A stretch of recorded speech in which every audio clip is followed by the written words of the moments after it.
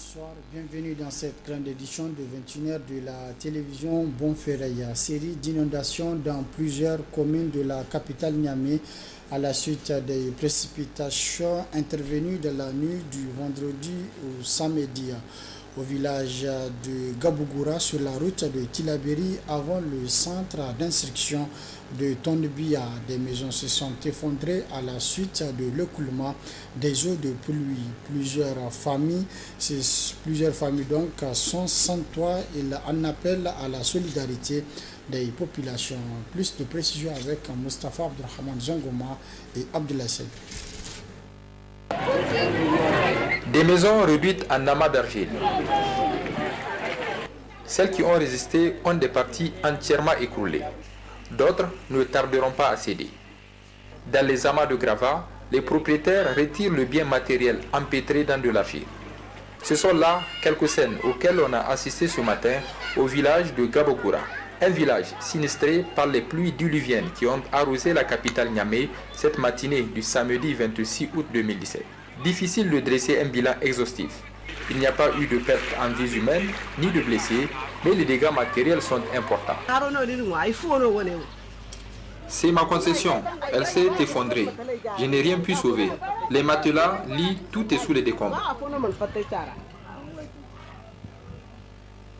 J'ai une boutique effondrée et deux maisons. Ma mère, mon grand frère ont également vu leur concession écroulée. C'est une dizaine de maisons qui sont tombées. Nous sommes saufs avec nos enfants. Mais tous nos biens sont restés. Habits, argent et autres.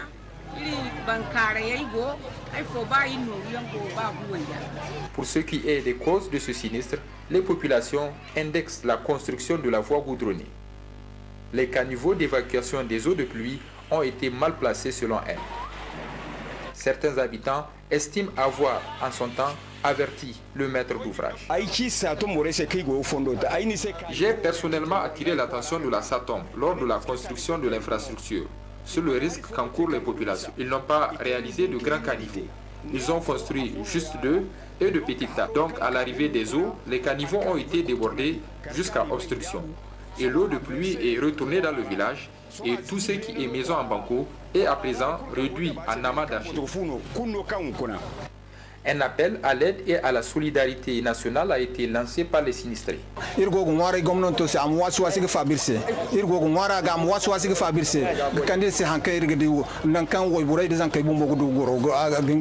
Selon les relevés météorologiques, entre 31 et 75 mm de pluie se sont abattus dans les différents quartiers de la capitale. Le réseau des journalistes pour la promotion de la paix et de la culture islamique a organisé hier soir au niveau du restaurant GMK de Niamey la première édition de la soirée de récompense des meilleurs élèves et des établissements de la capitale de Niamey. Cette initiative, la première édition, a été une satisfaction générale pour les organisateurs, mais également pour tous les acteurs du secteur de l'éducation. Le compte rendu avec Kassassi Ibrahim et Abdoulaye Seb. Créé il y a près de 3 ans, le réseau des journalistes pour la promotion de la paix et la culture islamique, RJPCI, conscient de l'importance de l'éducation dans un pays, a tenu pour la toute première édition une soirée de récompense destinée aux meilleurs élèves et établissements du secteur public et privé. C'est la grande salle de réunion du GMK qui a servi de cadre à ces jeunes journalistes afin d'apporter leur soutien et récompenser en guise de satisfaction les établissements qui se sont fait distinguer. La soirée de récompense placée sous le haut patronage du ministère de l'enseignement secondaire, le ministère de l'enseignement supérieur de la recherche et de l'innovation et le ministère de l'enseignement professionnel et technique. Cet événement organisé par le réseau des journalistes pour la promotion de la paix et la culture islamique, une structure qui a mis à son sein 30 structures et associations de journalistes qui visent à contribuer à la culture de l'excellence dans le domaine de l'enseignement et de la récompense du mérite. témoigner et encourager les meilleures écoles qui se sont fait distinguer sur le plan régional, notamment aux différents examens session 2017. Des trophées et des cadeaux seront décernés aux meilleurs élèves de la région de Niamey, notamment au BPC session 2017. Le réseau des journalistes pour la promotion de la paix et la culture islamique tente au mieux d'apporter sa contribution pour l'amélioration du secteur éducatif nigérien à travers de multiples actions. C'est ainsi que la présente soirée a été destinée aux différents récipiendaires sélectionnés sur la base des critères précis. S'agissant de la soirée de récompense, elle vise à primer les meilleurs élèves de Niamey admis au BPC de cette année, mais également les meilleurs établissements qui se sont fait distinguer à travers les différents examens, tant au niveau de l'enseignement professionnel et technique et au niveau de l'enseignement général. Elle vise également à encourager le mérite et l'excellence. La cérémonie qui réunit ce soir est l'aboutissement donc d'une longue démarche que nous avons entamée il y a quelques mois de cela. Elle est également le fruit de l'engagement de tous les membres du réseau. Chers récipiendaires, cette soirée est la vôtre. Elle marque la consécration d'un travail que vous avez voulu faire pour accompagner les autorités nigériennes de leur mission. En termes de formation des jeunes Nigériens, vous avez été donc choisis, vous avez pu passer dans les mailles d'un tamis. En effet, les critères que nous avons choisis vont de la qualité de l'enseignement à l'organisation des concours en passant par le profil des enseignants. Des critères qui ont aussi permis à vos élèves d'avoir des meilleures notes à la session donc de cette année. Sachez que, chers récipiendaires, nous attachons une grande importance à ces trophées et distinctions qui seront donc décernés, car au-delà d'une manifestation de reconnaissance et de récompense pour les élèves et les établissements les plus performants, cet événement adresse également un signal clair à l'opinion publique. Objectif, résultat de la qualité de l'excellence sont les maîtres mots de notre mission. Les représentants des différents ministères et du gouverneur de la région de Niamey ont tenu à encourager ce nouveau réseau des journalistes pour son engouement et sa détermination. Notre initiative pour ce réseau des journalistes, la culture de la paix et de la promotion de la culture islamique. Et ce que je dirais d'abord, c'est de remercier et d'encourager ces élèves qui ont obtenu ces résultats très encourageants, ces résultats qui s'inscrivent dans le cadre de la politique poursuivie par le gouvernement, à savoir la qualité de l'excellence, une éducation de qualité. C'est ça l'objectif actuel poursuivi par le gouvernement à travers l'ensemble du ministère du secteur de l'enseignement et de la formation professionnelle. J'encourage aussi ce réseau de journalistes qui est certes à sa première édition. Le remerciement va à l'endroit du comité d'organisation et les membres du réseau du journalisme pour la promotion de la paix et la culture islamique pour cette heureuse initiative qui va contribuer sans doute à la promotion de la paix et de la culture islamique. Vous savez, aujourd'hui, de nos jours, et de tout le temps d'ailleurs, sans paix, il n'y a pas de développement. Et le rayonnement de l'islam, nous contribuons tous aujourd'hui, c'est un credo pour tout musulman. Mes félicitations vont à l'endroit des lauréats de cette année, qui ont vraiment fait preuve d'excellence. Non seulement aux élèves, mais aux établissements concernés et aux professeurs qui les ont encadrés. Des cadeaux et des témoignages de satisfaction ont été décernés aux différents élèves et établissements qui se sont fait distinguer aux examens de l'année 2017 par le réseau pour leur dynamisme. Une photo de famille a mis fin à la cérémonie. Autre aspect de cette édition avec la politique, le coordinateur régional Lumana de Niamey poursuit sa tournée à la coordination communale de Niamey. Ce samedi, Omarou Moumouni Dogari le coordinateur régional était l'hôte des militants du 4e arrondissement de Niamey à travers un meeting organisé à la coordination avec à sa tête le coordinateur Seyni Yacouba Merida.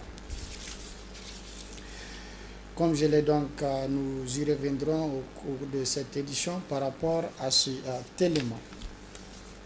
La Fédération régionale des artisans de Niamey a tenu ce matin sa 7e assemblée générale ordinaire pour la région de Niamey. Les assises donc de cette assemblée générale ont eu lieu au niveau du CCG de Niamey. Au terme de cette AG, un nouveau bureau a été installé. Le compte rendu dans ce reportage. C'est l'une des instances importantes de toute association ou structure digne de son nom, l'Assemblée générale ordinaire. Consciente de cela et pour se conformer aux principes de ces textes, que la Fédération régionale des artisans de Niamey tienne les assises de la 7e AG ordinaire de la dite fédération. L'occasion pour le président régional des artisans de Niamey de rappeler les acquis obtenus de sa fédération au bénéfice des artisans de Niamey. C'est pour permettre aux métiers d'artisans d'accéder à une protection sociale juste et adaptée à leurs besoins que l'Union générale des syndicats de l'économie informelle du Niger, IGSN, et la Fédération des artisans ont initié une loi portant création d'une caisse autonome de sécurité sociale des professions d'artisans, en abrégé CASPA. Les professions d'artisans bien organisées s'engagent volontairement pour la couverture offerte par la branche accident du travail et maladies professionnelles et la branche retraite couvrant la vieillesse, l'invalidité et le décès. Il s'agira de confier la gestion de la couverture sociale à ces travailleurs indépendants à un organisme délégataire. C'est pour permettre aux métiers d'artisans d'accéder à une protection sociale juste et adaptée à leurs besoins que l'Union générale des syndicats de l'économie informelle du Niger, IGSN, et la Fédération des artisans ont initié une loi portant création d'une caisse autonome de sécurité sociale des professions d'artisans, en abrégé CASPA. Ces assises ont été ouvertes par le directeur d'encadrement des associations artisanales de Niamey qui, pour sa part, a souligné l'intérêt qu'accorde sa structure au métier de l'artisan. Le ministère du Tourisme et de l'Artisanat constate avec vraiment un très grand intérêt la participation massive de toutes les représentations. Le ministère du Tourisme et de l'Artisanat constate avec vraiment un très grand intérêt la participation massive de toutes les représentations de membres de la FRANI. Donc elle se félicite par rapport vraiment à cette importance. Après l'ouverture de ces assises, les participants ont renouvelé le bureau devant un huissier de justice.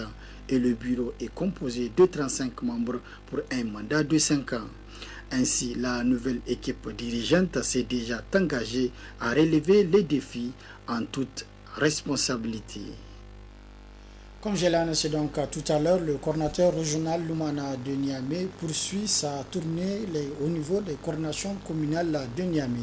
Ce samedi, Oumarou Mouni Dogari, qui est le coordinateur régional de Niamey, était l'hôte des militants du 4e arrondissement à travers un meeting organisé au niveau de la coordination Niamey 4 avec à sa tête le coordinateur El Hadji Seyni Yacouba Merida. Les détails avec Boubacar Amadou et Likova. Véritable démonstration de force des militants du Lumana du 4e arrondissement de Niamey, à leur tête le coordinateur El Hadji Seyni Yacouba Merida. Le premier responsable du parti au cheval ailé dans le 4e arrondissement de Niamey a d'abord salué, félicité et encouragé les militants pour leur engagement derrière les idéaux du parti avant de rendre publique une déclaration. Déclaration dans laquelle Seyni Yacouba et sa coordination martèlent que le Niger va mal et très mal d'ailleurs.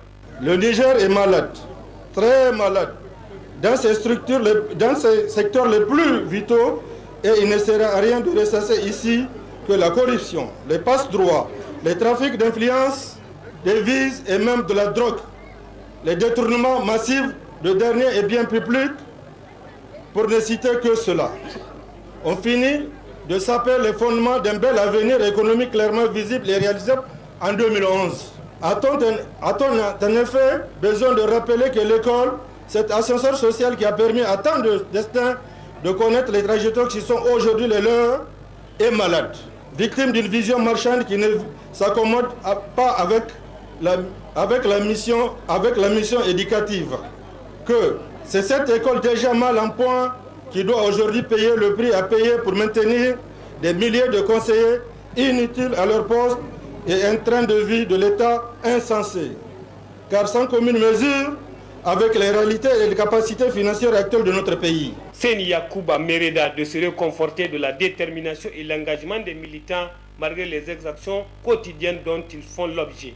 Et qui me réconforte personnellement, c'est de savoir que malgré les exclusions, les exactions et les privations de liberté, l'Oumana est resté debout, fier et plus que jamais déterminé à concrétiser l'idéal de changement positif auquel aspire légitimement notre peuple. Ce qui m'intéresse et me remplit d'aise, c'est de savoir que ni la corruption, ni le trafic en tout genre, encore moins les intimidations et les promesses de postes de nomination n'ont suffi à entamer le modèle Alpha Lumana Africa. Ce qui m'intéresse et me réconforte, c'est de savoir que de terre à habilement, malgré une adversité politique des plus bestioles, les rangs de notre parti ne font que grossir. Chaque jour davantage bonifié par la venue des nombreux Nigériens qui sont séduits par ces valeurs de dignité, d'honneur et d'attachement au bien public qui sous-tendent notre combat politique et dont vous êtes les porteurs. Arrivé vers 17h30 pour apporter son soutien à la coordination de Seni Mereda, le représentant du Baobab du parti dans la région de Niamey, Soumana Sanda en l'occurrence, Omar Moumouni Dogari a reçu toutes les honneurs des militants et militantes du parti du 4e arrondissement avant de leur transmettre le message dont il est porteur. L'objet de cette tournée, c'est de renouer avec les contacts permanents que nous avons avec nos militants dans les 5 communes de la région de Niamey pour d'abord remercier et féliciter les militants pour tous les efforts qu'ils accomplissent chaque fois que de besoin. Ensuite, dans le cadre de la redynamisation de nos structures, ces activités qui vont être couronnées au mois de septembre par la tenue d'une conférence régionale au cours de laquelle l'ensemble des structures de Niamey vont être définitivement mises en place et commenceront à travailler de plein pied. La coordination Lumana du 4e arrondissement de Niamey rassure la coordination régionale que Niamey est et restera Lumana, et ce, malgré les manœuvres multiples et multiformes des autorités en place. Du sport dans cette édition, les arbitres de football étaient ce matin au stade général Seni Kunche de Niamey pour un test physique. En initiant donc à cet exercice, la commission centrale des arbitres de la Fédération nigérienne de football veut tester le physique de ses arbitres en cette fin d'année. Donc la commission centrale des arbitres a aussi saisi l'opportunité pour mettre en observation les 4 arbitres prétendant aux titres internationaux, Abdelaziz Mamadou et Abdelaziz Jibrila. C'est sous une pluie battante que la commission centrale des arbitres de la Fédération nigérienne de football a soumis à ses arbitres un test tôt ce matin au stade général Seni Kunche de Niamey. L'exercice consistait à passer en revue l'état physique des arbitres en cette fin d'année 2017. Chaque année, au niveau de la Fédération nigérienne de football, on fait des propositions de nouveaux arbitres pour la nouvelle liste FIFA. Et donc, l'un des préalables donc, de cette liste-là, c'est de passer un test que nous organisons chaque année et l'intention des arbitres centraux, les référés, et à l'intention des arbitres assistants. Donc tous ceux qui ont passé le test ce matin, c'est les prétendants à la liste 2017-2018, donc qui va sortir en décembre prochain. La CCA de la FENIFOOT affiche une grande satisfaction au sortir de ce test physique de ce matin. Selon le chef département des arbitres de la CCA, les hommes en noir ont confirmé leur état physique d'avant le début de la saison sportive 2016-2017. Techniquement, vous avez été témoin, tous les arbitres qui ont passé les tests l'ont donc passé avec brio. Donc nous ne pouvons que nous réjouir d'abord du choix et surtout de la qualité du travail en tout cas qui a été fait par les entraîneurs eux-mêmes, parce que vous n'êtes pas sans le savoir que les arbitres aussi ont des entraîneurs, en dehors des instructeurs techniques comme on les appelle, il y a des instructeurs physiques qui les travaillent presque 2 fois par semaine et le résultat est là, tous ont passé sans vraiment aucun problème physique. En dehors de ce qui vient de se passer et des notes que les arbitres ont recueillies tout au long de l'année, il y a encore une autre phase qui va se faire au niveau de la FIFA. Nous, on fait des propositions. En fait, au niveau de la FIFA, il y a une commission des arbitres de la FIFA qui décide donc et à leur discrétion, surtout, c'est ce que les gens doivent savoir. Nous faisons des propositions, nous faisons des classements, mais la liste est seulement réservée à la discrétion de la commission des arbitres de la FIFA. En fin de travail au Niger, le fonctionnaire international malgache qui a offert ses services à la CCA en tant qu'arbitre quitte ses collègues avec une grande émotion. Je remercie la Fédération nigérienne de football. Je remercie également le corps arbitral, le CCA. Et je tiens à remercier aussi les collègues arbitres durant ma vie d'arbitrage au Niger. Je pense que Niger, c'est juste un passage, mais ça me tient beaucoup au cœur. Niger, c'est une ville qui retient, et surtout avec le corps arbitral, tout marche bien, ça a été bien passé. Donc mon cœur est toujours ici, même si je suis ailleurs. Et puis, je profite aussi de dire au revoir à tout le monde, tous les acteurs de footballistique au Niger. Et à très bientôt, peut-être, on ne sait jamais, le monde est petit. À nos 4 arbitres centraux internationaux, à savoir Daouda Gwamno, Hassan Abdou, Rissa Abdoulaye et bienvenue Amadou Omar, s'ajoutent 2 autres prétendants pour l'année 2017-2018. Il s'agit de Mohamed Ali et de Zakari Adamou. Les arbitres assistants, à savoir Garba Abdou Soufianou et Abdul Aziz Yakouba, prétendant aussi, renforceront les 7 confirmés. Mahamadou Yahaya, Salissou Idi, Abdul Aziz Saleh Mokhtar, Raja Maman, Bachir Mahaman, Yakouba Bano et Tanko Karim. La CCA de la FENIFOOT espère donc se retrouver avec 15 arbitres internationaux en 2018, 6 arbitres centraux et 9 assistants. Fin cet après-midi sur le terrain du CS Aéroport de la 3e édition du tournoi des grandes vacances de l'aéroport. La finale oppose l'équipe de l'AS Livouré face à celle du FC Elite.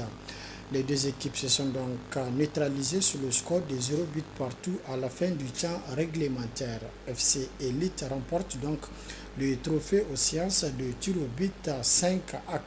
Le comité d'organisation tire un bilan satisfaisant. Mohamed Alpha et Abdelassé. AS Liboré habillé en rouge, FC Elite en vert, c'est l'affiche de la finale de la 3e édition du tournoi de grandes vacances de l'aéroport, initié par l'association sportive de football de l'aéroport. Cette finale s'est déroulée en plein beau temps avec un ciel clair peu ensoleillé et sur un terrain bien arrosé par la pluie. Les 2 formations ont émerveillé les passionnés du ballon rond. À travers leur talent, les organisateurs apprécient l'esprit de fair play qui a prévalu tout au long du tournoi. Le TGV Aéroport a suscité un engouement et un épanouissement au sein des talentueux et les habitants du quartier. L'objectif que nous voulons, c'est voir cette jeunesse de l'aéroport s'épanouir.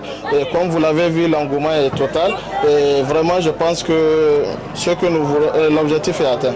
On n'a pas eu de problème général. Vraiment, tout s'est très bien passé jusqu'à ce que vous voyez ce jour, l'engouement qui est là sur le terrain. Et vraiment, tout se passe très bien.